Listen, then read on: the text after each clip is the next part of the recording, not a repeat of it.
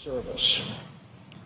I have long believed some of these practices amounted to torture, as a reasonable person would define it, especially, but not only, the practice of waterboarding, which is a mock execution and an exquisite form of torture.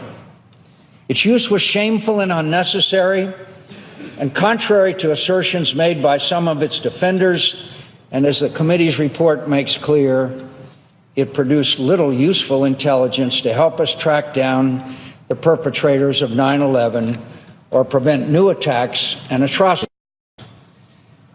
I know from personal experience that the abuse of prisoners will produce more bad than good intelligence. I know that victims of torture will offer intentionally misleading information if they think their captors will believe it.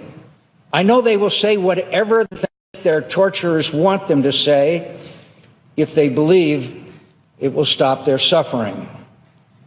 Most of all, I know the use of torture compromises that which most distinguishes us from our enemies: our belief that all people, even captured enemies, possess basic human rights which are protected by international conventions the United States not only joined, but for the most part authored.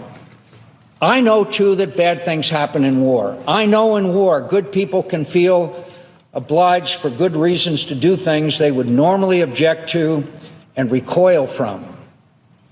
I understand the reasons that governed the decision to resort to these interrogation methods.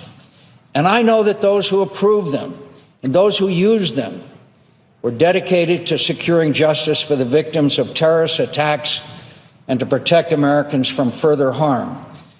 I know their responsibilities were grave and urgent, and the strain of their duty was onerous. I respect their dedication and appreciate their dilemma, but I dispute wholeheartedly that it was right for them to use these methods, which this report makes clear were neither in the best interests of justice, nor our security, nor the ideals we have sacrificed so much blood and treasure to defend.